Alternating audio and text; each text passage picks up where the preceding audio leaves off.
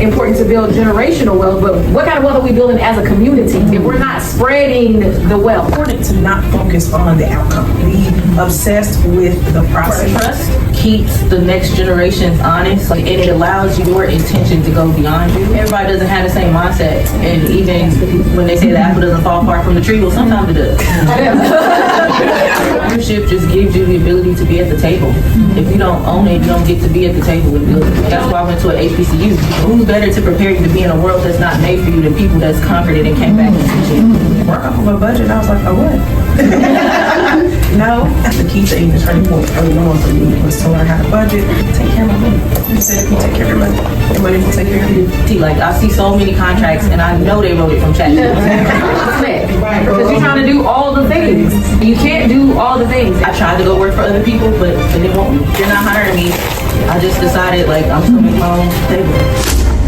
We're not just recording a podcast. We're sitting under a symbol the entire world recognizes, but very few people truly understand. The Statue of Liberty. She stands in New York Harbor, but her story begins in France. As a gift meant to represent something bigger than a nation, liberty, freedom, possibility. But if you ever really looked at her, not just seeing her, you'll notice she's not passive. She's not waiting. She is standing, one arm raised high, holding a torch not for decoration, but for direction, for light, for what comes next. And at her feet, broken chains, because freedom was never just about arrival. It was about release. Release from limitation, release from silence, release from systems that were never designed with you in mind. And that's why we're here today, because this conversation is not about history, it's about inheritance. It's about women who are not just building businesses, but building futures. Women who are turning income into ownership, ownership into structure, and structure into generational wealth. The torch she holds, that's knowledge, that's access. That's every conversation we're about to have today about money, mindset, real estate, business, legacy, because generational wealth doesn't happen by accident. It happens when one woman decides to story ends differently with her. So today we're stepping into that decision. We're not asking for permission, and we're not waiting for inclusion. Woo. We're building what comes next. And like the Statue of Liberty, we are becoming visible, not just for ourselves, but for every woman coming behind us who needs a reference point for what is possible. So welcome to the Crown and Capital Podcast. I am your host, Brianna. I'm an engineer, contractor, content creator, real estate developer, and I own my own construction company. What's the name? It's called B Development Company. And I'm so excited to be here with all of you today. And we also have some more panelists, some amazing women entrepreneurs, and I'm going to let them go ahead and introduce themselves. Okay. Hello, everyone. I'm grateful to be here. I am Dr. LaShonda Jones. I'm the broker owner of Jones and Partners for Realty and also Piermont Property Management and HOA Management. I have been a licensed real estate broker for 21 years, and I'm just happy to be here today. Hey everybody, my name is Erica Baker. I am an attorney. I've been practicing for 8 years. I own my own law firm called Prolific Entertainment Law Firm. We support creatives, and in the sense of that, we mean anybody that's willing to put something into the world, whether that's business, whether that's ideas, IP, art. So that's who we support, and we call our clients prolific creatives. And yeah, just happy to be here to share any knowledge that I can. I am Dr. Miata Hampton, but you can call me Dr. Miata. I'm a doctorate prepared, board certified nurse practitioner. I have been in nursing for over 2 decades. I have 4 beautiful girls, and I own my own med spa. It's called Restoration Beauty and Wellness Med Spa, where we specialize in body sculpting, body contouring, weight loss management, Botox, and fillers. Okay.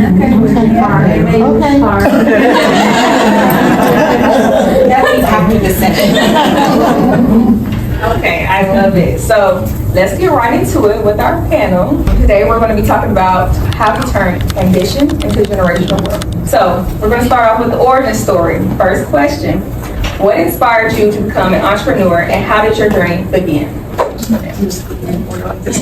For me, I started very young. Like I started my company when I was growing, but I started very young in entrepreneurship. I have an uncle, he's passed on now, but he would always talk to us about the importance of education, him and my father, education, but my uncle was always about the side hustle, right? Whether it was lemonade, whether it was a lemonade stand in the summer, or encouraging my brothers to cut grass. It was always this idea of creating your own thing. And so I started very young with those ideas. I started in sales very young. I was probably 12 when I first started, and under the umbrella of an uncle, an aunt, and they taught me some very, very powerful skills that way. For me, my origin story has just always been creativity. I was a music major in college. I took piano lessons in my preteen years and started writing songs. So I feel like when you're expressing something outside of whatever exists, like that's the start of being an entrepreneur, is just taking that step to create something that's not there. And so I would perform and I would teach piano lessons. Like my piano teacher had me teaching the students that were younger than me, and she would pay me for that. So that was kind of my introduction to, oh wow, I can do this. And then even when I was in college, I taught piano lessons. And then when I was in law school, I taught piano lessons. So that was a start. And as far as law, once you become a lawyer, you can automatically hang your own shingle because you have a board that regulates you. So whatever you do, you can decide to do it with a firm or without a firm. And for me, it was another situation of it didn't exist. I was in Kansas City and there was no entertainment law firm that focused in music. So that's how it started, was to be able to promote myself as something that I wasn't given the opportunity to be at that time. And then I just continued with that. And when I came to Nashville, I tried to go work for other people, but they didn't want me. So if they're not hiring me, I just decided like I'm just gonna make my own table. For me, it was a little different, kind of similar, but different. So again, my parents were entrepreneurs. I always saw my parents working like a regular 9 to 5, and they had a business at the same time. So it was like 16-hour days. It was a lot, 16-hour days with my parents, and like seeing them go in and out of entrepreneurship. And so I always knew that there was something more, but I think the spark really started in the pandemic. And I was working as a director of nursing, and I had been with the company for a while. I was their provider first, and then I stopped practicing as a provider, and they asked me if I would stay on and become the director of nursing. So I stayed on as the director of nursing, and I just didn't really get that break. So if any of you remember, like during the pandemic when school shut down, my husband is a parole probation officer, so they don't have to go into the office. He's sitting at home every day, managing the kids. I'm getting up at 5 o'clock in the morning because now there's no time restraint. I don't have anybody to drop off. I don't have anybody to pick up. And so I'm just really losing track of time. Up at 5 in the morning, in the building by 6. Don't leave the building till 9 o'clock. Come home, spend a few hours with your family. Get up. And I did this every day for probably 9 months because the kids didn't go back to school for almost a year. It was all gas, no break. And so we had a conversation kind of like about what it means to like manage people and to manage your own personal workload. And so the lines between managing people and managing my workload was beginning to get blurred. And my supervisor was pretty much demanding more, like I'm not doing enough. Like wanting me, yes ma'am, wanting me to do more, press in, figure more things out. And so I was just essentially going from one hypervigilant state to the next. It was just stress, stress, stress, stress, stress. No time to break, no time to reset my nervous system. It was just constantly firing. And like around 2022, I knew then, I was like, I can't keep doing this. I have to figure something out. My board certification as a nurse practitioner expires in 2026. And so I told myself in 2024 that 2024, I'm out of here. I'm just gonna go and I'll go teach part-time and I'll start my own practice because I have to have hours in order to recertify. I can't just go back and send the application say, hey, don't cancel my certification, I need it. They're gonna say, well, show me proof that you've been working. And I hadn't been working. I hadn't been working for 7 years, so I had no hours. And I wasn't in a position or on a job that was gonna allow me the opportunity to say, well, you can come in here 4 days a week and then you can go practice for a year because we want you to be able to maintain your license and your certification. That wasn't the case. So I knew in 2024 that transition was coming. So I started to prepare. I started to take classes on aesthetics, get the training in June of 2024, June 11th. Like, I'll never forget it. Maybe 5-10 years, and then I was going to start my business. And then I got in there working 12, 16 hours. Then they wanted me to do night shift. Then they wanted me to come in at 4 a.m. And I'm like, okay, we're just asking for more and more and more. And I felt like I wasn't getting anything in return. I wasn't growing from this. And so that's why I decided to end up just leaving. And like she said, we're already equipped for what we know, because my story starts off with my family. That was my inspiration. So my dad, since I was born, has owned a construction company. So when I was little and he would pick me up from school, I would go with him after school and go to his job site. He had me with my little hard hat on, and I really enjoyed that. And I was like, oh, this is so cool. Like, seeing a building, I come one day from school, nothing's there, just land. Then I come back a month later, whole house is up. I'm like, this is amazing. So I got interested like that with my family, and then I went to school. I ended up going to MOK. They had an engineering department. So I just stuck with that, and I'm just like, I just kept getting more and more interested. And then with my, the mindset that my parents had already instilled in me for entrepreneurship, it was like, oh, okay. High school, I knew I gotta own my own business. And from the journey that I just said with me starting in commercial and starting in the industry, I was like, oh, we got to speed up this process. We got to speed up this process a little bit. So I took the leap and I left. I started working with my dad, and I went and sat for my own contractor license, passed that, and we've just been moving and grooving ever since. So that's kind of my story. So in essence, I would say my family would be my inspiration. So next question. How did your upbringing shape your views on money, success, and ownership? My father was in law enforcement, but he too had a lot of other jobs. He cleaned offices, did fish fries, and he picked up trash. Like, he did a lot of things. So we were constantly in motion. He would take us with him. My mother was the same way, except she is a licensed cosmetologist. So that schedule is not a set schedule. So if she had to go do someone's hair or do their nails or their pedicure, weekends or nighttime, we went with her. So we saw, we saw our parents working in their respective businesses and the other businesses they created. So for me, I didn't really have a display of entrepreneurship from my family. They're all professionals. Like, my grandpa's a dentist, my uncle's a doctor, my grandma's a nurse, and they kind of were just career people that just stayed with their career. My dad, he drove for the Metro, and my mom was an accountant with the city. She still works there. So as far as like finding my way into entrepreneurship, I feel like I just have been learning it as I go. It wasn't something that I saw them do, but I did see like my grandfather make investments, and he was all like, he had bonds that he took out in our names when we were born, and so when I was in college, he would just send me a bond, and I just always knew that he had something, tucked away. And so I just saw that for the generational wealth part of it, but as far as entrepreneurship, that's something that I just kind of, I've always been the one to just run out of the nest, just go out of town and go here. Yeah, so I feel like as far as that, I'm kind of like the first person in my immediate family to do that. Only one person started.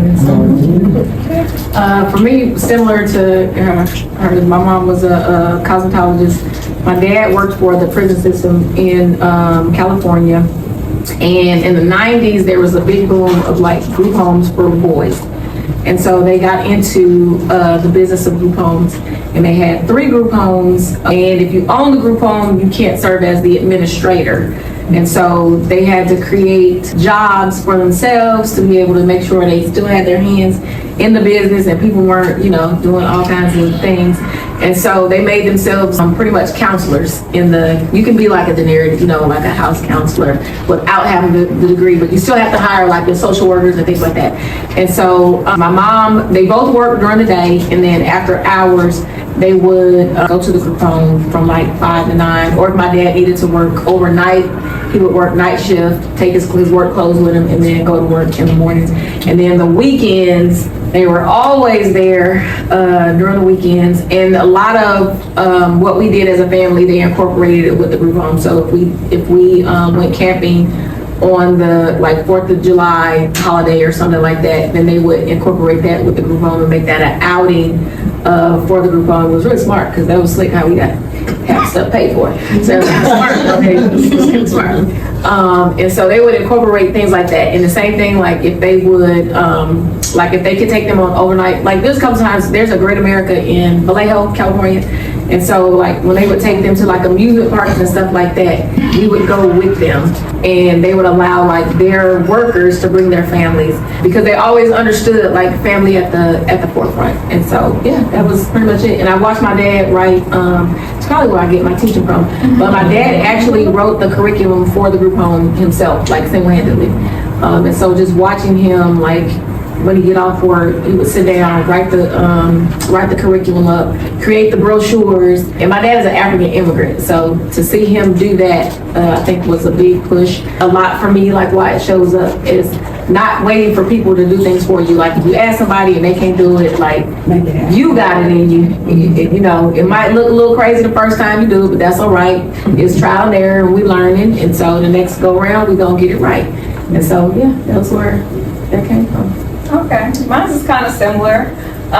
So I would say my parents really pushed the knowledge of the importance of ownership with us. And since my dad was in construction, the real estate and having your own property, owning your own house, and those are things that I would talk about to my friends my age, and they're not even concerned about that. So I think it's a different mindset that came from my family, came from my parents, that they instilled in me that made me want to carry out this journey. Yeah, I think that's really kind of sums it up. But I think that's what makes it different when you have people that instill that in you pretty young. It just comes second nature to you because you've been around it, you see it, and it's not a lot of people that like they just come out, oh, I think I can do this now, just have to jump out the gate. You usually have somebody that inspires you to do that in some form, even if it's not your parents or something like that. But for me, it's those two back there. So yeah. The next question, what did ambition look like when you started and how has it evolved? So I have high achievement drive just naturally. So I was just gung-ho about starting my own brokerage, starting my own property management firm. What I've learned is that it's important to not focus on the outcome, be obsessed with the process. So that's what has changed, you know, not just thinking that because you start a business that it's going to go a certain way. You have to learn how to adjust and pivot as needed. I think for me, ambition started with task management. It was, okay, you go to college, do that. Then you go to law school, do that. Then you take the bar, do that. So everything was laid out as far as the steps you had to take. So it was easier to be ambitious because you knew what the path was. Yeah. And I think that after completing and becoming the lawyer and all of that, now there is no path. It's just whatever you decide to do. So I think ambition shifted to kind of just deciding like, what do I want to do and how do I want to use this, and then taking that and, like she said, embracing the process, because right now like my law firm is still building itself, but I just always tell myself like, this is only going to be the first time, this is the last time that it's going to be the first time for this, or this is the last time that we're going to be doing our own photo shoot, or this is the last time that we're going to be, you know, on a 1099 instead of a salary. Like just knowing that you'll never have that part of the process again, and once you get to where you're going or where you want to be, you might even forget that. And so just kind of embracing it that way and trying to just keep myself grounded, like it's coming, but just enjoy where I am. I like that you talked about the shift though, because I was very ambitious in school, and it was just like, oh, I just need all A's, all A's. And me and my brother used to compete of who can get the most A's. Gun-ho about that. And shifting from having that structure in school to now having to, oh, you gotta make your own schedule today. What are you doing today? That is hard because no structure automatically in place for you. So you gotta manage your own time. You gotta make your own schedule, your own budgets and stuff like that. So, And it kind of shows you like how, it kind of shows you maybe how ambitious you're not. Like you thought you were really ambitious, and now when there's no like show up at this time, show at that time, and you like, oh, I can sleep a little longer. You know, now you start to see like, oh wow, I really need to step up. And then too, in business, when you think about when you talk about where the bottleneck is, who is the bottleneck? Right. Because you're trying to do all the things, and you can't do all the things. And so for me, same thing, ambitious, like, okay, I'm gonna do all the things. I'm gonna do Botox, I'm gonna do fillers, I'm gonna do GLP-1s, I'm gonna do it all. But then you gotta market all that stuff, and you gotta create the promotion for all those things. You gotta do the advertising for all those things. You gotta get visible for all those things.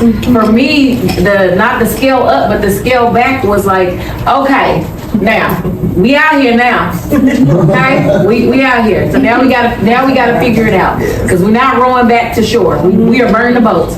So we out here. And now that we've gotten out here and we've identified that these are the services that we have, you cannot do all the things, right? So you gotta pick your lane. Pick the one thing that you wanna master first.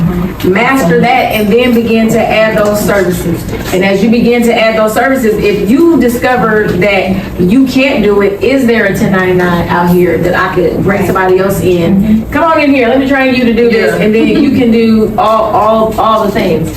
And so that was for me, it as well. And so also the pivot was using my 17-year-old daughter.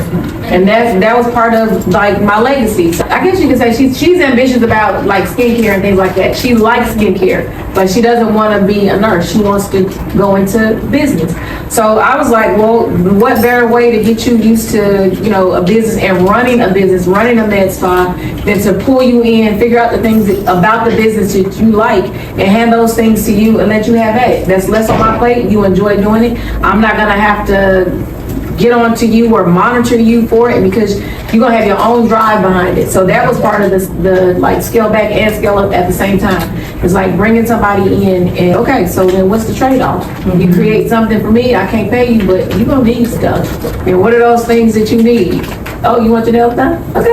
I can get your nails done. But this is what I need from you. Right? So that was the ambitious part for me, is like discovering that I was the bottleneck. Like the business is not moving as fast as I would like it to, and then understanding like how long it's gonna take me to get there. It literally might take me 5 to 10 years to build the business that I want to see.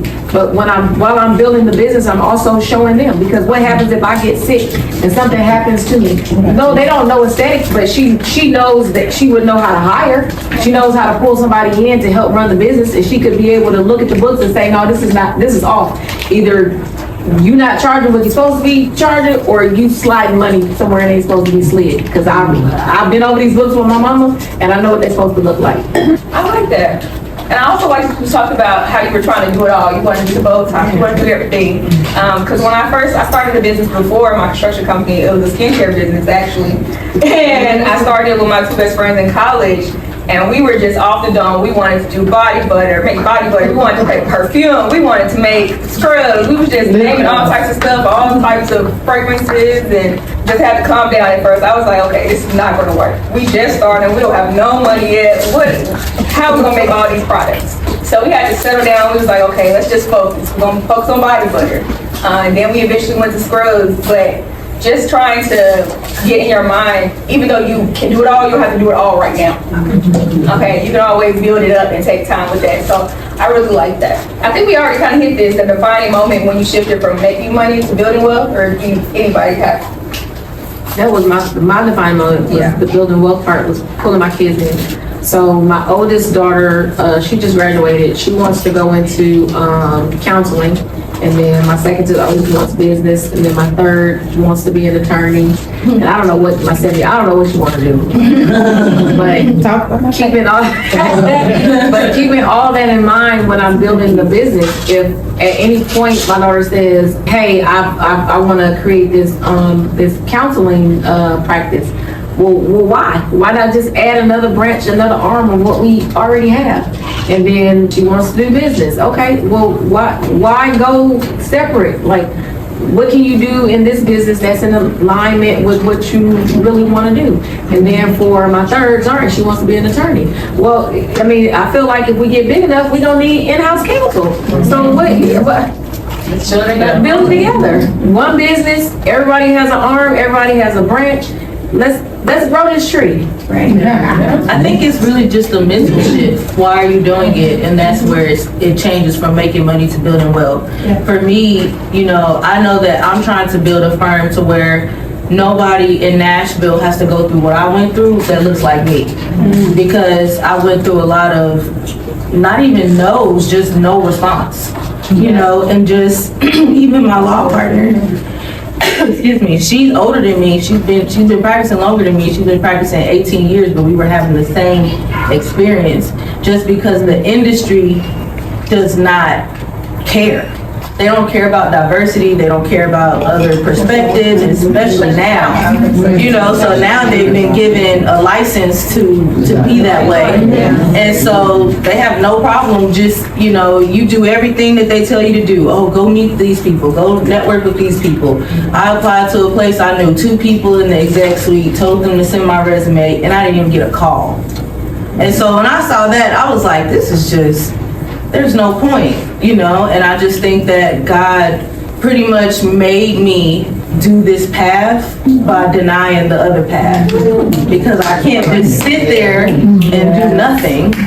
And so now I'm like, I want to build this firm so I can hire 10 lawyers. I want to hire my mom. She's an accountant. I want to hire my sister. She does this, you know, so I'm just trying to say, like, how can we build this to where we can give opportunities to other people? And I think that's what gives that ambitious moment when you like, oh, I can sleep another hour and be like, nah, I got to do this because we got to get there, you know? And so I think it's a mental mindset and like a motivation shift. What are we really after? Because it doesn't take much to be average, right? You can just be another, you know, whatever you do. But when there's purpose involved and you have that big picture approach, then it's going to drive you to do what's required.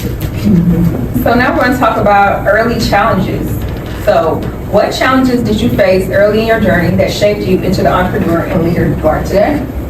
It goes back to what Dr. Piana was saying. I believed that I could do it all. Like all of the functions within the business, initially I was doing the marketing, the accounting, I was the broker, and then I became the owner. That's a huge shift from just being a realtor or being a broker, you know, managing an office to now I'm running a business, building a business, and things like that. So I had to learn very quickly to hire the right people, put the right people in the right places in each aspect of the business. I had to learn fast. So that you can delegate? Yes. Which I had a real hard time doing. I think a lot of people have a hard time. But I learned fast, learned real fast. I think for me, the early challenge is just access. You can always say you do something, but when you're marketing yourself, you can say, oh, I do this and I do that. But then when it comes in the door and you have to do it, you need to know what you're doing. And so for me, I just didn't feel confident in knowing what I was doing because I didn't have the experience to do it. So I started networking with other attorneys, and I think that's what helped me get over that challenge because I could call them and say, hey, I talked a good game and I got this person in, but I don't know what I'm doing. So how do I do it, you know? And a lot of that is what attorneys do. Like they have to sell themselves in the moment to get the opportunity. And then when you go to law school, they teach you how to figure it out. So nobody knows everything. We just have to figure it out and call somebody that can help us. So I feel like that was my early challenge, and I think I'm getting past that now. Yeah. I would say an early challenge for me was having a place. I always tell people don't lead people into a dead end. So having a place for people to come so you can capture the information, like you said, and you talk a good game, and then people are like, how do I get in contact with you? I didn't even really know you were gonna say, yeah, I was just out here talking. So having a place for people to come, especially when I'm telling people, hey, book a consultation with me. And they're like, well, how do I do that?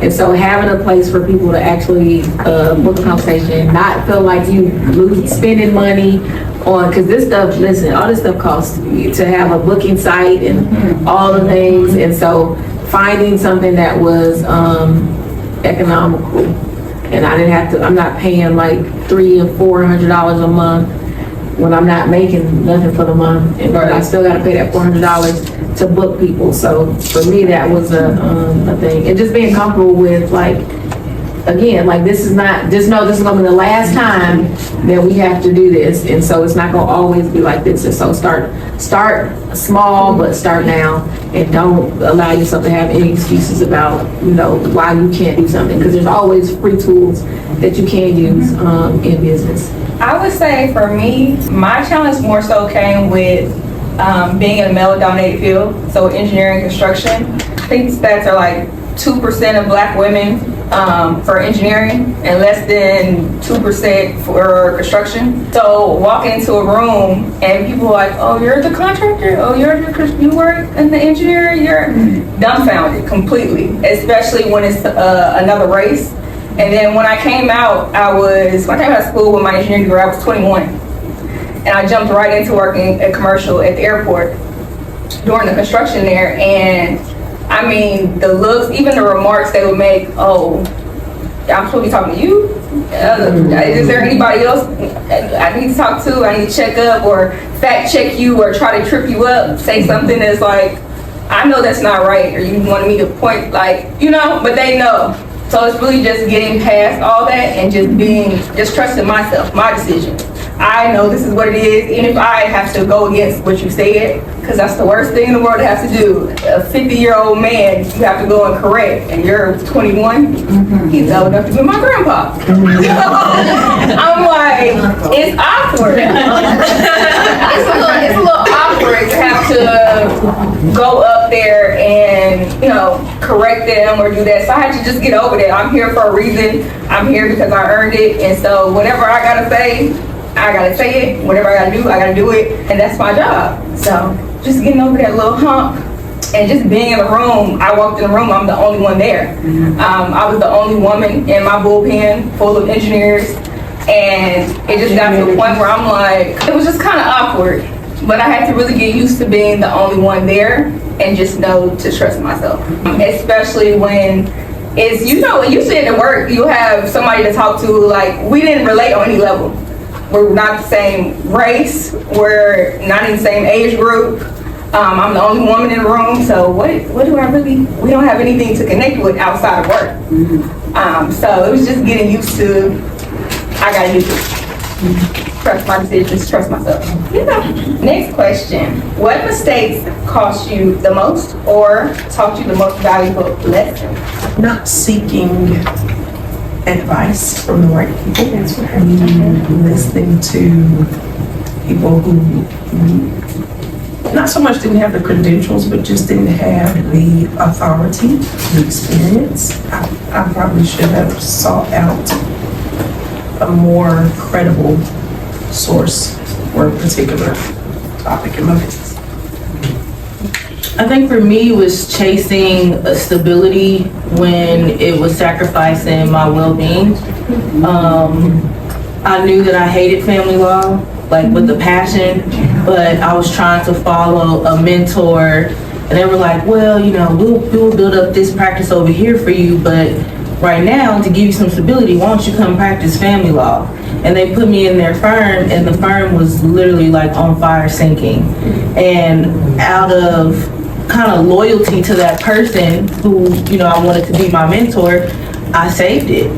And it was at the expense of, just stressing myself out. Like the second week I had a panic attack. It was just like everything was just thrown on me. And family law, this is people's lives. This is their kids. This is their relationships. Like everybody's upset, nobody's heard from anybody, and so I sacrificed my health for like a year and a half, and then finally I was just like, what am I doing here? I don't even want to do family law. And so just coming to that realization that, you know, you have to be loyal to yourself before you be loyal to somebody else. And I didn't make that decision, I feel, soon enough. But I think the valuable lesson was I'll never do that again. So, yeah. I would say the same for me. Not seeking the right mentorship, not connecting to the right people early on. Being connected to the right people will, listen, alignment collapses time. When you're in alignment with the right people, you will be leaps and bounds ahead. When you connect to the wrong people, it can cost you money, time, effort, sleep, health, all the things. And so for me, it was not being connected to the right people. Not doing the hard work first. So like not creating the SOP and just thinking, oh, I can order this and it'll be fine. And then finding out I got all this product, but I don't have nobody. And so now what do I do with all this product? So now I have to sacrifice. I either got to figure out the price change, price difference, or basically I'm gonna be giving it away for free. So either I gotta trash it or I gotta give it away for free. But being connected to the right person, mentor, and people would teach you all that. I think mine's more so, I guess it goes kind of along with everybody else, about getting advice from people. I'd say I get the advice, but I was a little stubborn. I felt like my decision, was right. Okay, so I had to really work on listening to other people and their advice. And even if it, I guess, hurt your feelings or something like that, it's coming from a good place. It's not to attack you or it's not against you. For the most part, it's coming from a good place. So I had to learn that. So what's one lesson about business that isn't talked about enough? You cannot help everybody. You cannot help everybody. You want it for them and you want to be able to help them, but some things you just have to leave alone. Leave it alone. I really just think it's money management a lot of times. I don't think people talk about having multiple accounts, like put your taxes over here, put your payroll here, put your, and making sure, because a lot of times when you're in fight or flight mode, you like, I need every dollar, I need to do this, I gotta pay that, I gotta pay that, but then just not having a plan, you may turn up and owe $10,000 in taxes, and now you don't have the money to pay it, or now you're pulling from this to that. It's just like being strategic and money management was, to me, something that we don't talk about a lot, so, yeah. I would say like the price is not negotiating your cost. I'm not negotiating my fees. I think that is a big one, because sometimes even in business, when you are looking for clients, you can get tempted to lower because you like, if people not coming, let me I gotta lower the price of the service because I can't get the people. I would say we don't talk about that. We talk about it, but not for real. We don't talk about it enough. We don't talk about charging our value and sticking to it. People spend money where they want to spend money. That's right. You take what they want to pay for. So they come to you and say, well, that just costs so much. Meanwhile, we have a conversation on the Louis Vuitton bag. You can tell Louis that when you swipe that card. Don't come to that. I would say that I think nobody really talks about it. I don't think they talk about it a lot, but all debt isn't bad debt. I think that's one that everybody just say, oh, nobody, I don't want to go in debt, I don't want to go in debt, but then you go get cars, multiple cars, or you'll have a whole bunch of credit cards. The same people saying that are the people who won't take out a loan to start a business, or, something like that. But I think that's something we don't talk about enough, that there is a such thing as good debt. With that, the understanding what it means to be financially free. People think financial freedom is being debt free. And it's not the same thing. Being debt free is not financial freedom. Financial freedom is I get to do what I want to do when I want to do it with my money, and I have good debt, and the good debt is okay. That's financial Good freedom. debt is making money. That's correct. Yeah. Yep. We're gonna give us some business growth strategy. How do you know when to scale versus when to strengthen your foundation? I think you talked about this already a little bit. Does anybody else want to tackle it? I mean, an attorney is different because it's all based on the clients that you bring in. So you can't scale faster than the type of clientele that you have. Yeah. So you like your clients really determine when you scale, not you. And knowing what scaling doesn't mean more physical locations. Scaling doesn't mean adding more services. Scaling is just simply adding maybe one more person. I'm gonna pick on her just a little bit. So Makila can sometimes see the blind spots that I can't see. And so having her work in the business helps me. So she is part of my scale. So something that I was doing that I was privy to it, but I was kind of lackadaisical with it, was like, she's like, you losing money and you leaving money on the table because you refuse to write it down. Cause I'm operating off my 20-year-old brain. I can keep it up here. And she was like, you didn't forgot about how many clients and they calling me looking for you. And I'm like, I got them on the schedule. And she said, hold on, let me pull it up. Yeah, right here. So that means she gets an additional task because I can't remember it. You seem to be doing very well with remembering it. So that's now going to be a part of your new job description. It's like when I book somebody that you're double checking, making sure that I'm aware, like, hey, did you realize you have somebody coming in 2 o'clock today? You know, you got somebody coming in 3. I'm packing up, I'm ready to go. You got somebody at 2. I don't have it on here yet, but I got it on my calendar. And if it's in my calendar, then it's for sure. So she's my double check. And so I use her as a way to scale. What systems or habits help you move from working in your business to working on your business? Once I put the right people in place to handle the day-to-day tasks, it allowed me to step back and do the bird's eye view of what needs to happen to move the business forward. Because it's hard to do that when you're right in the mix of it. You don't really see, like you say, you don't really see the blind spots because you're right there trying to do everything. I think for me, just giving opportunities to people that want them, like legal interns and law clerks. We get emails all the time like, hey, can we, help? And then just really looking at the ones that bring value. And it's just such an interesting dynamic because I remember when I was the intern.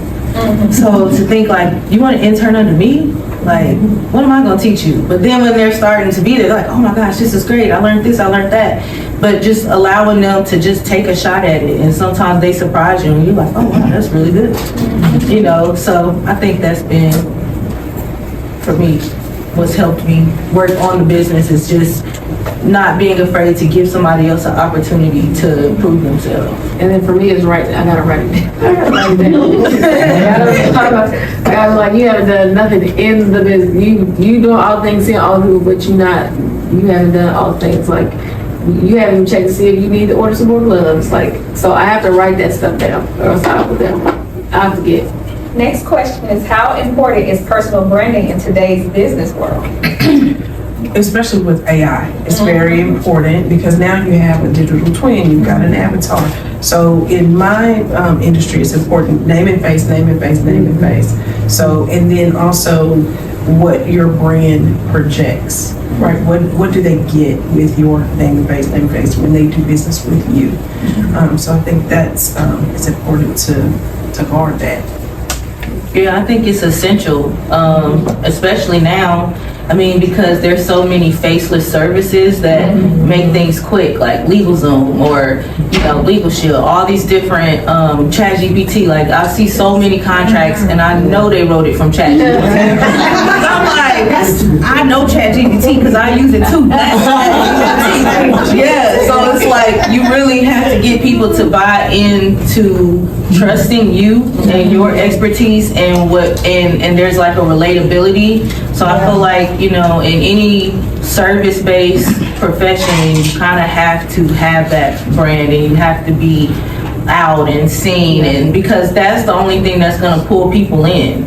Otherwise they'll be like, I don't need you. But when you're making that personal connection and they trust you, that's where it turns into an actual client. Yeah, and I think it's shifted a lot, especially with social media too, because now it's everybody out there. You're competing with literally everybody. Yeah. And it gets to a point also where it's kind of a shift in like you said, relatable. Everybody wants somebody relatable, not just a stiff, professional, all this. People are leaning towards more personal things, personal content to actually make them want to come to you. Because like you said, they could always go to something faceless. Yeah. We got so many servers out there that you can do that with. So it's like, why, like you said, why do I want to come to you? If you build that relationship with them by being relatable, that's what helps them gravitate towards you versus somebody else. And I think like our specific strategy for me is building community, because you don't see lawyers build community, and that's why we have our client brand, Prolific Creatives. It's like you want to be a part of this, like you want to be over here, like this is the winning team type thing. And I think people want to be a part of something that's winning. And then establishing like what are your core values? What value those values should speak to the business. So I would say two of my core values are education and integrity. Making sure that I'm up to date on like whatever the latest techniques are, and then being integral with my patients. Like people have come to me like several times and be like, do you do under eye filler? I do not, and I'm not gonna try. I can refer you to somebody that can do under eye, but I'm not doing under eye. And I'm not gonna take your money just because I'm trying to make money and well, let me take the money and then hurry up and go learn the procedure and then try it out on you. No, I'm not doing that. But you have people that do it, and you'll never know because they're not gonna tell you. But yeah, so education and integrity are big for me. I don't care how much the ticket is. If I can't do it, the answer is no, ma'am. I don't provide those services.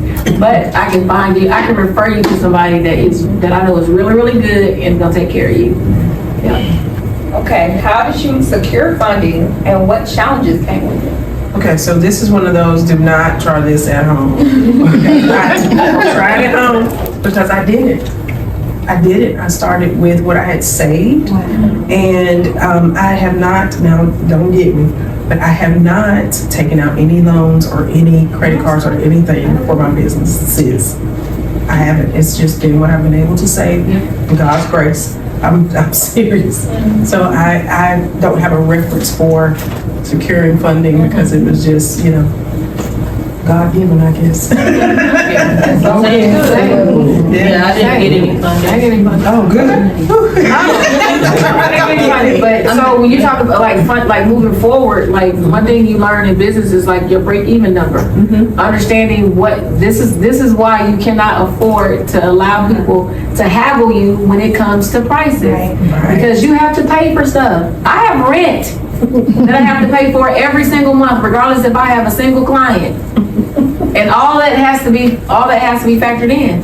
So guess where it goes? It becomes consumer cost. So I have to figure out what is my break even. What is it going to take every month to keep the lights on? Figure out what is the number one thing that people are coming to me for. Yes, people want Botox. Yes, people want filler. But a lot of people want body contouring. They want non-surgical, non-invasive. I don't want to have surgery, but can you get this stomach flat?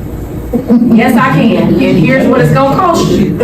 Because this is my break even. In order for me to keep the lights on, unfortunately, this is what it's going to have to cost. And by the grace of God, I got a machine that was, the machine is worth 6 figures. And by the grace of God, I got it for free. Wow.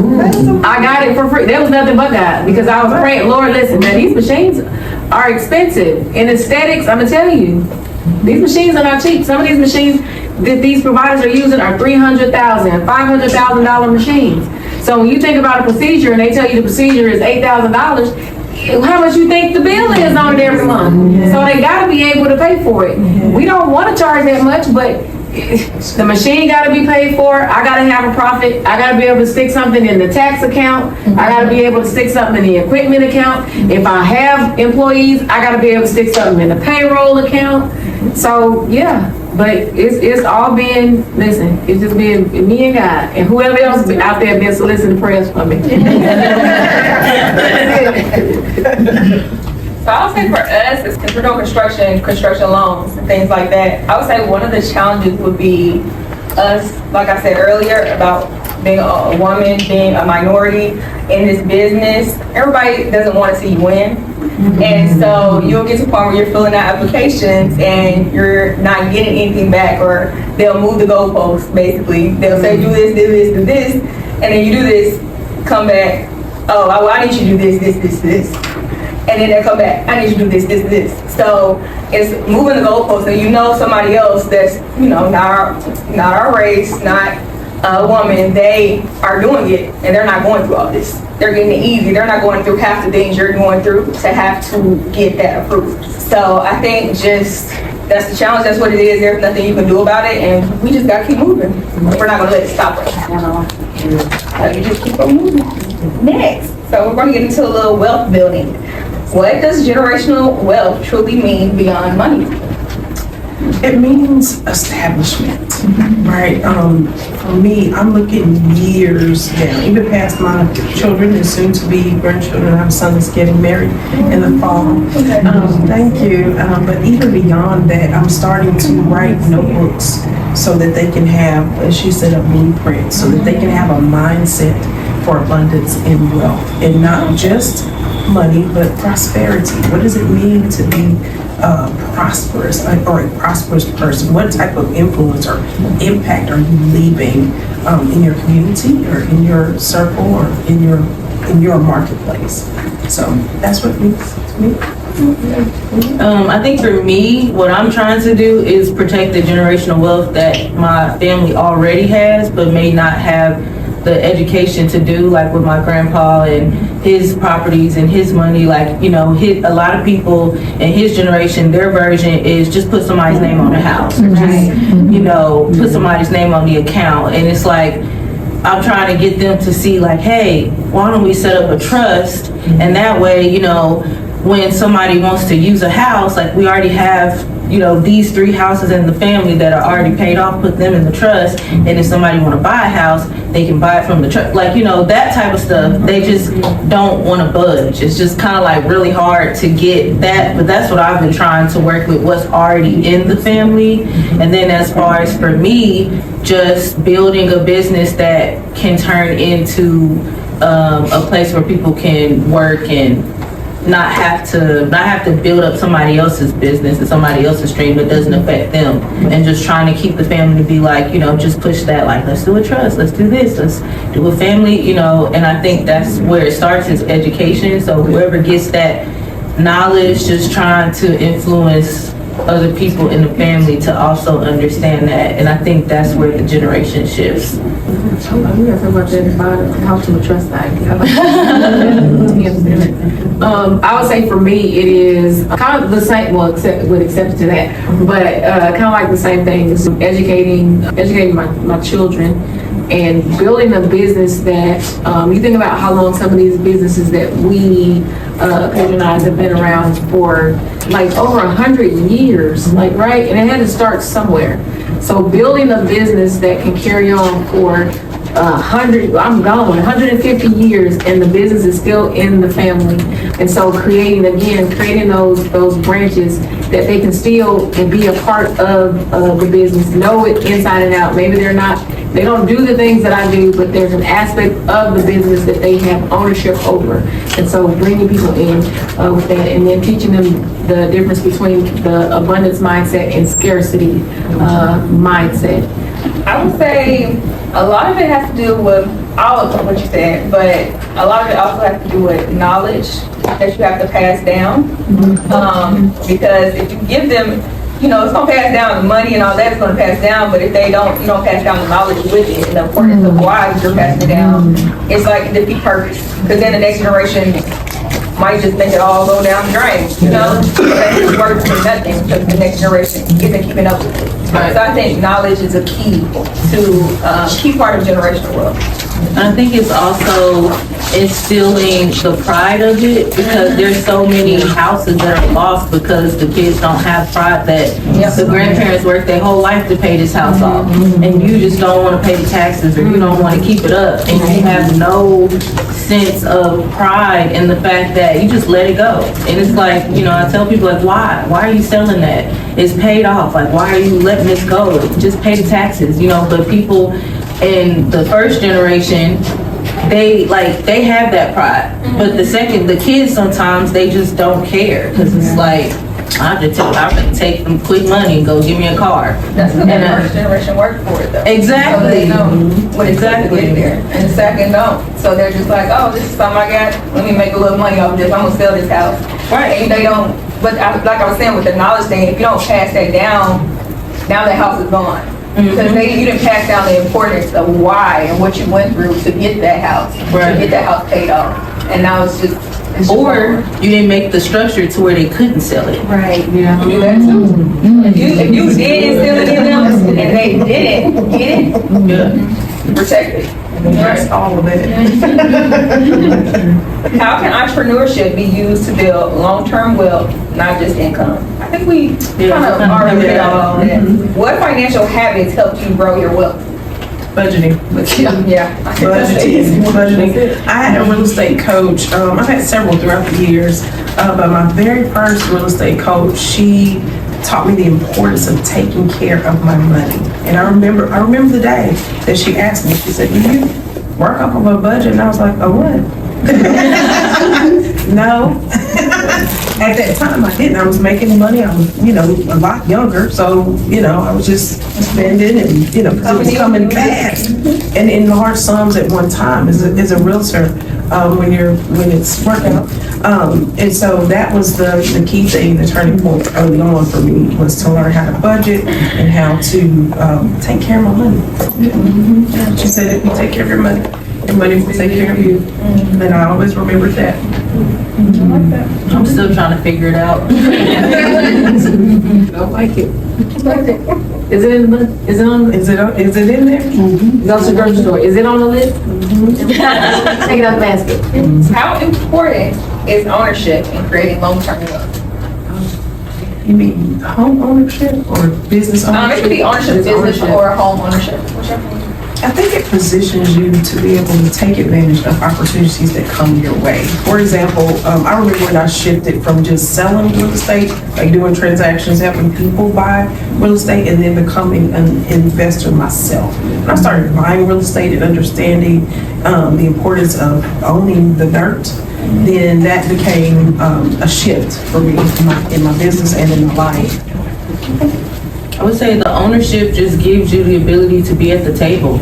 If you don't own it, you don't get to be at the table when deals are made. So I think it's essential. Okay, this one kind of goes what we were talking about, trust, wills. What role does trust, wills, and investment play in generational wealth? I mean, a trust, it really keeps the next generations honest, and it allows you to allow your intention to go beyond you. Everybody doesn't have the same mindset, and even when they say the apple doesn't fall far from the tree, well, sometimes it does. You can't trust that they're gonna make the decision that you want them to make when you're not there. So the only way to do that is to put that in place, to have a trust, to have a will. With those stipulations. Right, to make sure that the executor is sometimes the kid can't be the executor because they may not, you have to know. Their kids. Exactly. So, and I think a lot of times people don't want to think about that because then it makes you come face to face with morality, but it's like, it's going to happen, so would you want to just be oblivious and say, I'm going to live forever? I think it just is the mentality of that person. Like, are you a generational person? Are you somebody that thinks about your legacy? Are you somebody that thinks about how you want to position your children? Everybody don't think like that. But, I think that if more people, I still think it's a pride thing. It's just something about our values in society and what we consume and what we allow the children to consume that starts to diminish that type of mindset, in the 60s when they were fighting for things, those generations that came right after that, they had a different mindset. Now with us, like, we get things so easily, we don't have to fight, we don't have to try to go learn something, we don't have to go to the library, we don't have to do anything. So our values are just different. So I feel like the generation before us has to kind of make us have certain values by putting it in those type of documents. Keeping it in mind, because people will switch up on you. You can have conversations all day about what you want to happen, and people will be in agreement until the rubber hit the road, and then everybody starts shifting and doing something. And all it takes is one. If you don't have something to where it tells exactly what it has to do and everybody has to agree, one person can say, we're not doing it, and of course they sell it. So, yeah, you just don't want to be in that situation. What conversation should families start having now about money and ownership that will help with this? I mean, I think like just even kind of just having open dialogue. I just feel like a lot of the parent to child relationship is not open dialogue. It's just like, do this, do that, do this. And so you don't really know like how your child is really thinking. You're not giving them a chance to like express themselves openly to where it's not just do what I say and I don't want to hear nothing back about it. And I feel like if we just have conversations like, hey, what do you think about this? And then that way, if it starts young enough, you can influence it to be like, well, let's think about it this way. Because you don't know what they're consuming for that 8 hours that they're not with you, and what's being said at school and what's being said on the internet and all these other things that are influencing their mindset of how they think about things. And if you don't give them an opportunity to be open, you won't know. It's just like, you know, so I think there's been a disconnect, especially like in the Black community, because I feel like, you know, my grandparents, they don't ask you no questions. They just say, do it, do this. And but see, I was the grandchild that like I said, I just was the one that jump out the nest, so I just go straight, well, why? Well, why can't I do this? Well, why do you say that? So, but my brothers and sisters, they don't ask no questions, they don't put up no fuss, they don't put up no fight. And so I'm just, I guess, the rebel, but I think that we need to make open spaces so that we don't have to have that type of experience. Yeah, that's what I would say. As far as like talking about budget, maybe walking your kids through a budget, or even if it's not your own, you know, finances and budget, give them an example, go through those budgets, talk about finances, talk about debt, talk about all that stuff with them, because I think a lot of people expect their kids to just pick it up from somewhere. They're not teaching that in school, so they're not picking that up from nowhere but you. So if you don't say it, then that's how we get through the loops of, oh, I'm just gonna sell this and get some money, make some real quick money, because everybody know money. We spend money every day, so they just, oh, I'm gonna make a quick buck, get this, I can get all this money from this house, and you miss the dialogue, the connection there, because it wasn't open dialogue. So I like that. And a lot of times it's like, you know, stay out of grown folks' business. Yeah. So it's like, you don't get to know what's going on. Right. Yeah. They don't even sometimes tell each other. Like you have, you know, adults that don't even talk about how much money this person has and how much we owe over here. If it's not a conversation between them, then it's not going to be a conversation between us either. Right. So we just, I think as a people, I don't know where that comes from. Maybe y'all know, but I'm just like, why is that way to where people just don't want to talk about it? It's culture. Stay out of grown folks' business. I think kids are to be seen and not heard. Since we're all women, what unique barriers do women face in business and wealth building, and how can they overcome that? I think it's exposure, and then like you were saying earlier, the male domination. I know sometimes in my profession, unfortunately, I have to have a man talk to another man sometimes, and it's just like, tell him, and then they do it. Where I've already said it, they may not receive it because subconsciously in their mind, I'm a woman. Yeah, I think it's exactly what you said. Just, you have to build up your own confidence to know, like, no second guess yourself when they're second guessing you. Right. Because if you second guess yourself, they're definitely not going to listen to you. Right, yeah. And that's easier said than done, especially when you have, because then you'd be like, well, maybe I did make them, well, maybe let me check, you know. Yeah. So it's just a confidence thing. And I think having other women that have kind of been on that path to speak into you and be like, no, you got this, don't worry about it. And I think like that's why I went to an HBCU, because who's better to prepare you to be in a world that's not made for you than people that's conquered it and came back and teach it. So I think it's that, having people you can, you know, look up to. I would say for me, in the industry that I'm in, like, I only deal with this in aesthetics. Like teaching, I don't have an issue with it. But I would say not just being a woman, but being a black woman in aesthetics. We do this thing, and maybe this is my own personal experience, but we do this thing in the African American community where, like, especially when you talk about aesthetics, we pick one person, the one black person that everybody trusts. And that's the only person we're gonna go to, because everybody, when you think about being a black physician, you think about being a black dentist, we pick the one trusted black person, and that's who we going to. We don't go to nobody else, as if there's not a bunch of other people who look like us that can provide the service. We will choose the one black person and then choose all the others on the other side. We don't do the others like that. We'll go to any of the others, but we only gonna pick the one trusted black person, and that's the only person we're gonna go to. And so that is a thing. And so for me, the things that I'm currently doing to overcome that is building community and connection. Because it is true, people only go to people that they know, like, and trust. And I would say, just as a community, like, we, in that area, we definitely we gotta do better in that area. If I said, like, I know, my baby has braces. There's a whole bunch of orthodontists, but if I said this one person's name, everybody know who I would be talking about. There's one trusted orthodontist that people go to, as if there's not any other black orthodontist in Nashville. But we gonna choose our one and give that one all the business, and we gonna keep it moving. And that's the difference between the others and us. So not only is it important to build generational wealth, but what kind of wealth are we building as a community? If we're not spreading the wealth, how do we keep money in our community if we're only picking just the one person to patronize? Like, we're not going to no other black doctor but such and such.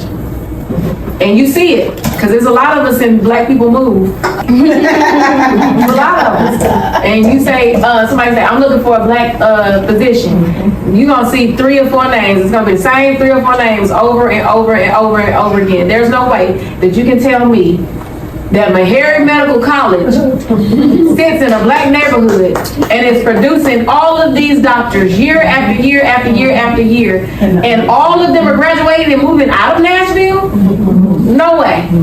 We have a black dental school in this city, and you mean to tell me that when they graduate, they all move out of Nashville? Don't none of them stay? But when we ask for recommendations, we give it 1 or 2 names. And that's something we really got to work on, is spreading spread the wealth. Because everybody, you can't, the truth is, one person can't see everybody. Right. That's true. One person can't see everybody.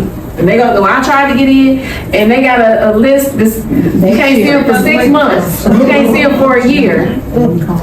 So if there are other people that you know about. So for me, it is building connection and building community. It is so important. And I think it's like creating platforms for people to be visible. Yes. Like, if you are that one person, you know, a lot of people don't want to lose their position, so they're not willing to shine a light on somebody else, or, you know, bring somebody else in. And I think that a lot of our community just follow. Like, you know, it's like, oh, everybody pointed over there, we all going this way. My one prayer in business is, what I do for somebody else in their business, let other people do that for me. So if I know about something, I'm just like, oh, you want to buy? Let me call. Oh, you want to build a house? Oh, let me call. Oh, you know, let me. And if you say you can't do it, well, do you know? Is there anybody else that you know that can do X, Y, Z? Because they're looking for somebody. Okay, let's give some, we're gonna end it off with some strategies. If someone wants to start building wealth today, what should their first 3 moves be? First 3 moves. First one is education. I would say first. Education. Second, I would say know your numbers. Know where you stand financially. Yeah, we don't like to do that. We don't want to look at our bank account. We don't want to look at. We don't like to do that. Only time you get real, like, let me check my balance is when you think the card might not go through. So hold on, before I go through the line. But y'all ain't like, let me see it first. I want Clark Klein. I want that. Let me check it. But I would say, like, look at your numbers. Know where you're spending your money. That's true. That's true. I would say 3 would be mentorship. Okay, Trying to find a connection. Yeah. Okay, we can get into mentorship a little bit. What role did mentorship play in accelerating your success? It's back to what Dr. Miata was saying about alignment. Shortens the, what did you say? Collapse of time. Collapse of time. Yeah. So I found a lot of that happening with me. I was aligned with the right people. Eventually. Plus, I think it's security. It's safety, like they say, there's safety in a multitude of counsel, to where it can kind of keep you from making a misstep that would really be detrimental. And so I think like having good mentors, and then also, like they said too, making sure your mentor is a good mentor. And, looking at their fruits, like what are they producing, and, so being selective as well. Just because you want to be a mentor doesn't mean you should be a mentor. You're not even have capacity. Or you could be a good mentor, but you just don't have the capacity because you're super busy. So you're leaving your person high and dry, like they can, Right. Yeah. But the best thing is to get a sponsor. And that's what I learned about, but the difference between a mentor and a sponsor. Like a sponsor can put you in a room that you can't walk into, that'll change everything for you. A mentor is somebody that can give you advice and, oh, don't do this, don't do that. But that advice, you just have to take it and still apply it. But a sponsor can literally change everything.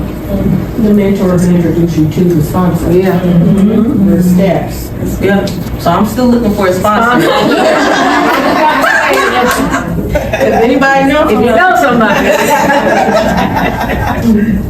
Okay, we're gonna let this be the last question because we do have a little game at the end of this, a little networking game. So the last question will be, what habit do wealthy people consistently practice that others overlook? Say no. Self-discipline. Consistently. Don't do things that don't, if it does not align with your core values, the answer is no. It can't be about, well, I'm gonna do it because it's $10,000. Oh, no, does it align with your values? No, the answer is no. Yeah. I would say discipline. Okay, we're gonna open this up to questions. Anybody have any questions for the panelists before we move into our game? Mine's a comment as well, not a question. I just want to thank you all. This has been wonderful. And if I'm thinking probably my biggest takeaway, because I'm always thinking about those who are behind me, was blueprint. That you all said, like, I had 2 fantastic parents, but they never talked about money with the kids, because that was grown folks. Like, I never knew how much they paid for the house. I never knew when they were, how much the car cost. I never knew the bills. I never knew the income. We were comfortable, and thank God what they did worked. But it is so important to teach those behind you all those things so they'll know what to do. I look at the neighborhood where I grew up in, and it was like a solid middle and upper middle class neighborhood. And so many of the kids have messed up royally. The homes, they didn't pay taxes or just sold it or it's just going to ruin. And I'm thinking like, blueprint, those parents worked hard against odds. And these suckers had it easy. And look what you did. She said what she said. She did. Parents have manicured lawns. We're having to call codes on you. True story. Well, it's still gonna happen if we don't change. That's right. I think it's also when you talk about it, lifestyle, if you're not talking about it, they're used to a certain lifestyle, and then they get out there and they see dollars, and it's like, oh my gosh, I got bills.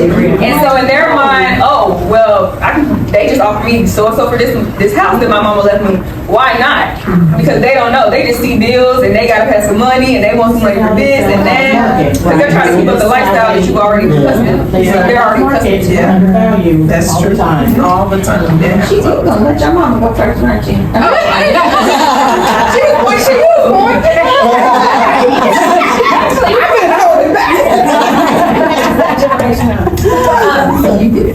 Again, yes, this is wonderful. We could go all day on this topic. I wanted to first say I'm one of the apples that fell far from the tree. I work up there as well, and I also have family members. My parents are my dad more so is they have nice funds. But I won't know about him until he's passed away. That's unfortunate because it's going to be a negative impact in my future, and I've had to start thinking about it. So, in that said, I wanted to have you all maybe talk a little bit about, or you specifically talk a little bit about, what is the cost of, if anyone also has already done it, what is the cost of starting the trust? Because I think that's another access point. I've gotten a couple of different numbers, but some of that information is important just for people to know what is the start of a trust. And I know those are revocable and irrevocable, but you know, those two get you confused. What's the starting figure? Well, it really just depends on what you have. You know, I think a lot of like simple trusts start like around $1,500, depending on the area. And then also like a lot of times they'll do like a whole plan to where it's like you have the trust and you have the will for anything that doesn't make it in the trust, or you know, to where they do the power of attorney, like this whole kind of package.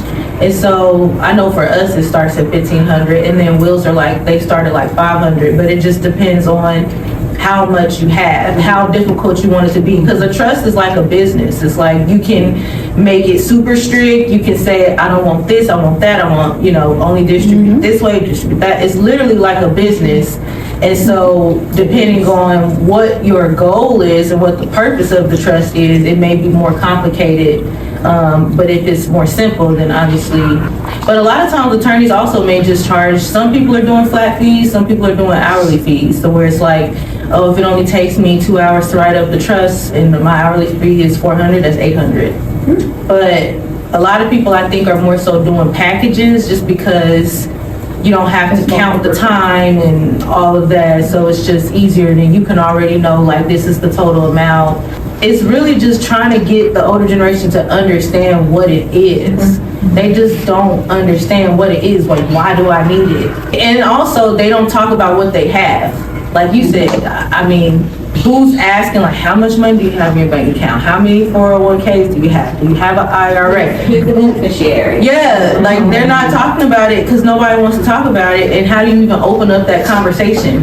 And be like, hey, Dad, can I talk to you about all the property you have? You know? It's just kind of like, it's just, Well, one way I found to do that family reunions, like if you have them, you can build that into the planning of the reunion weekend or whatever and have somebody like. So I've done that a couple of times and that has worked. Because then people ask questions after, they're like, how much land we got down there? It does start the conversation. And I just want to add on that, on the wills and trust part, that we often think that is for the uber wealthy. It is not. It is not. And people also think that, oh, I don't need a will because I'm just making whatever, or I'm on this fixed income and not going to have a lot to invest. But no, you still need a will.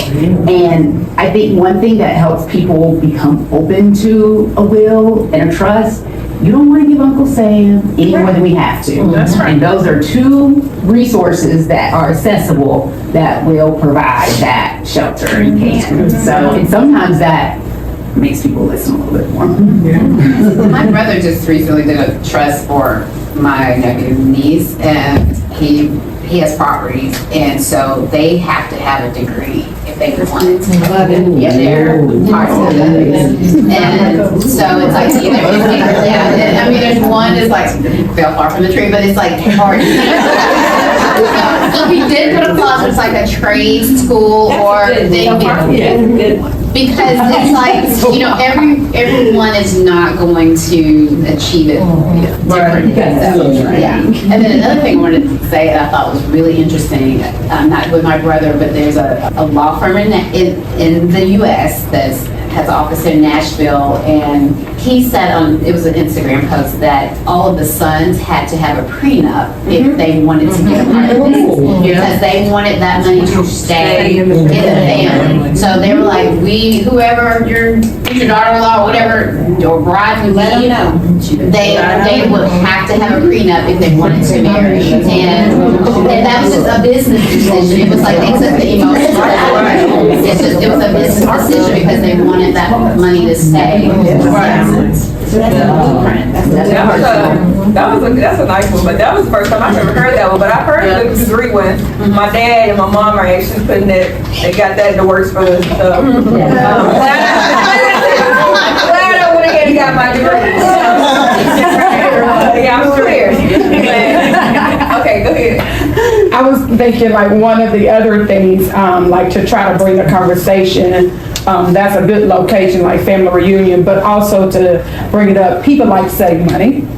And you think about a trust there, when you're thinking of property and people's age, they could actually save money. You know, it could prevent them from paying some taxes on things. So letting them know all the benefits of having the trust and the importance of it. And yes, I love the stipulations because I might not leave you what you could have earned, but I can give you something that you can live off that I'm okay with giving you when I'm gone, but you're not going to give it if you have not done these particular things because you've had the opportunity and nothing has blocked you.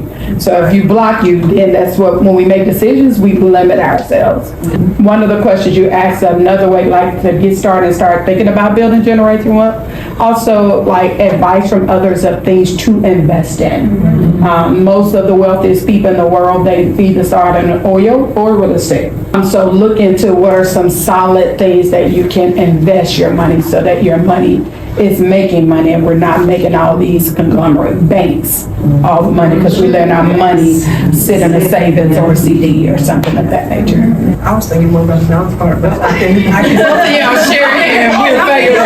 In my mind, I'm thinking she was thinking real estate. That's how I was like, tangible resources to start. I think just educating yourself, being a part of groups like this and exposing yourself to podcasts, books. I did a lot of reading. I'm an avid reader. But that, I would suggest start there.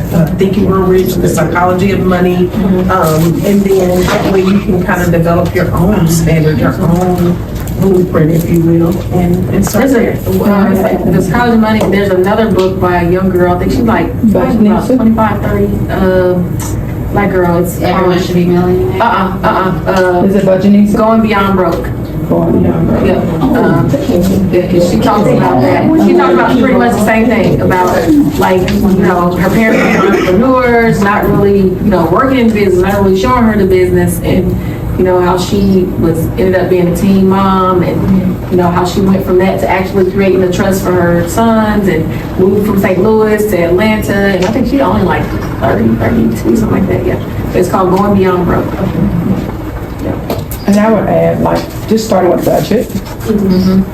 Like, definitely starting with the budget and looking at your funds. And yeah, looking, like, that was my thing. Brianna them asked, what's the answer? Is it in the budget? What's your budget?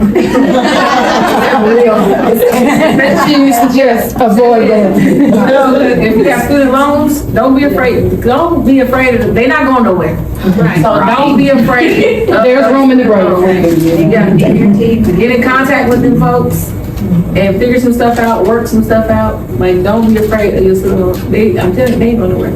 And one thing they don't tell you, so there are ways to forgiveness. There are a whole bunch of ways you can get your loans forgiven. The biggest thing that people are going after now is either the income driven, which they just stopped at. So if you weren't income driven before, there's nothing you can do about it. Whatever. I mean, there's probably something going to come down the pipeline. So income driven or the loan forgiveness. So if you work for, a lot of people don't know, if you work for a nonprofit for 10 years, they were forgiving loans. The other thing that they don't tell you is that when your loans go into forbearance and every month that it gets reported as forbearance, that counts as a qualified payment. It does. And they don't tell people that. So if you make 120 qualified payments and you've managed or been able to get them every month, you've been able to get forbearance for 120 months, you qualify for loan forgiveness. Yeah, I think I got on the public service loan forgiveness program before I started schooling, so prior to moving here, I worked at Children's Hospital in Philadelphia, so that's like a nonprofit hospital. So yeah, that's a nonprofit, and so that even counted, and so even my job was paying on my student loans, so I had those qualifying payments that I didn't have to pay for.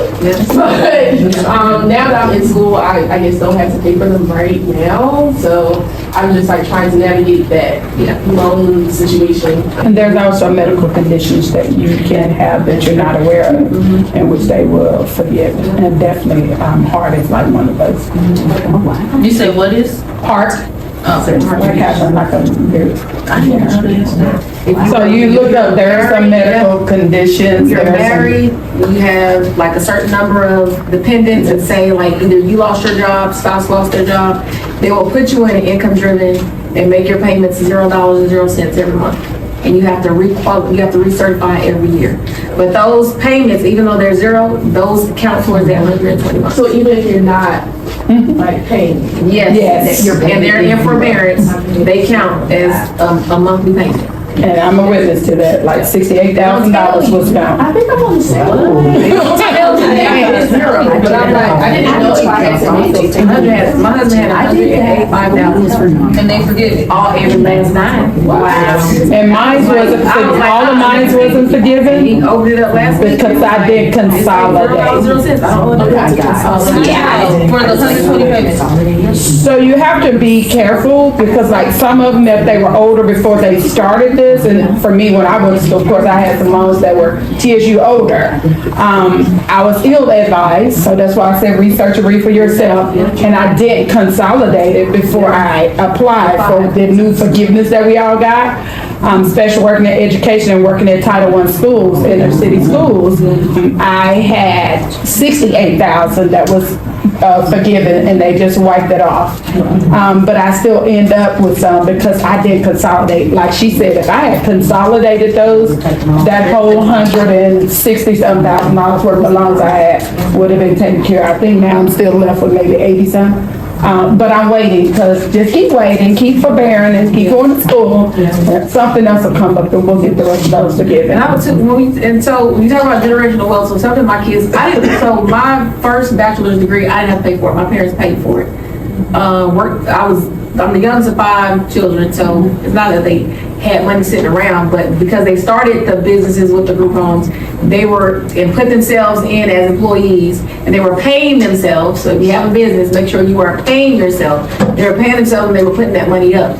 Unbeknownst to me, I didn't know they were gonna use it for college. I was, just based off of what I was taught, culture teaches you, I was fully prepared to take out student loans, but I didn't have to. So something that my children are like, because they've seen my student loan bill, and they've seen their fathers, they are adamant that they don't want a single student loan. So they are doing the work, like keeping their GPAs up, making sure they get into honor programs, applying for scholarships, like they are doing the work. So that, when you think about generational wealth, I can say that is something that I know I instilled in them, that I'm pushing forward, that they are adamant that they don't want a single student, they don't graduate school, they say we don't want any student loans. If we have debt, we don't want it to be student loan debt. We'll take credit card debt, car loan debt, all the other stuff. They're like, they do not want student loan debt, and they are doing the work, and I'm proud of them for that they're doing the work, and I don't have to take out a Parent Plus loan and do all that for them. And even if you need it, they can cut that too.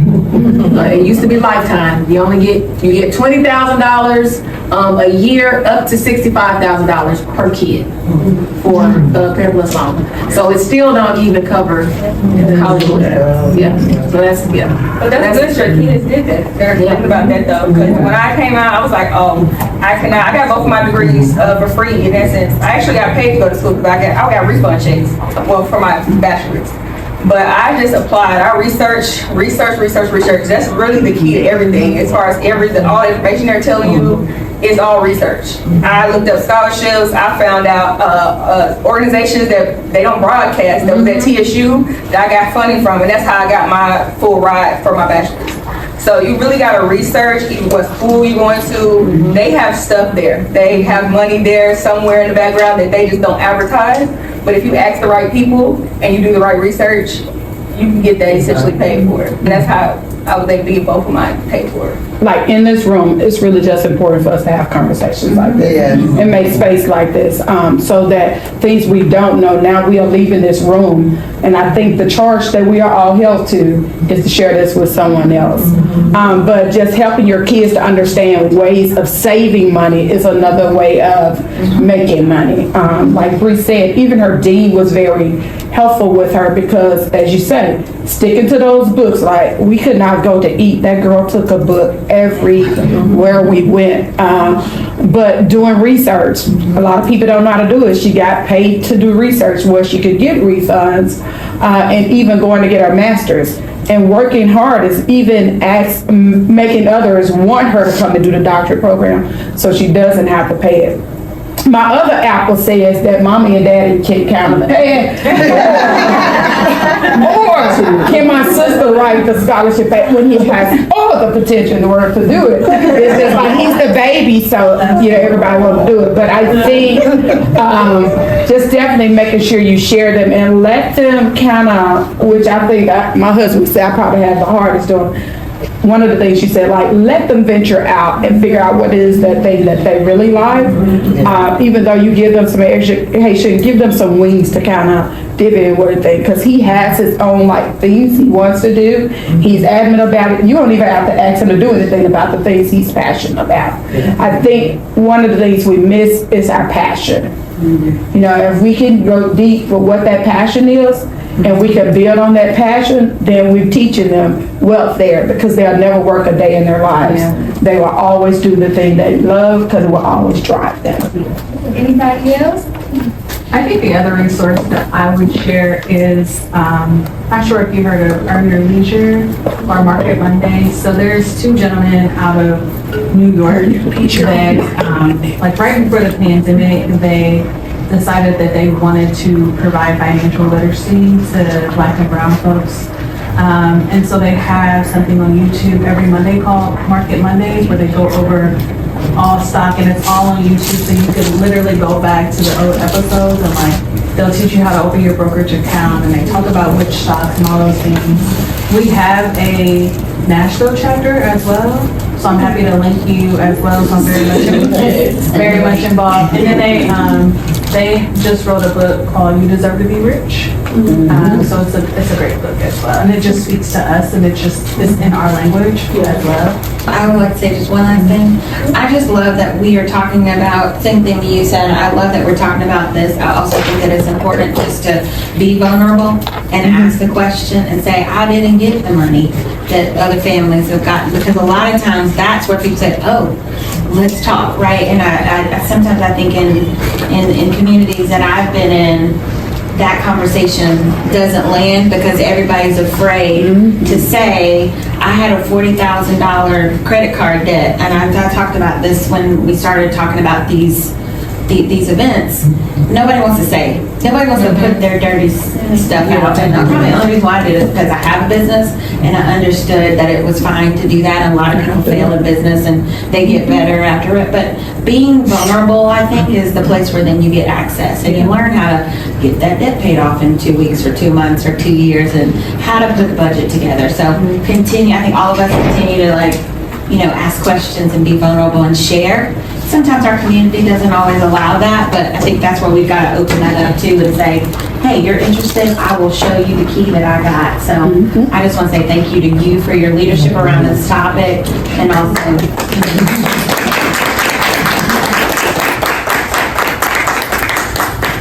Hey y'all, we were gonna have a little game, but we didn't talk so much. I think we're good. I think we're good. We had a lot of good communication, and the game was really just for networking, but we've had a whole bunch of open conversation and networking happening. So I think we're good, and I want to thank everybody for coming to this event.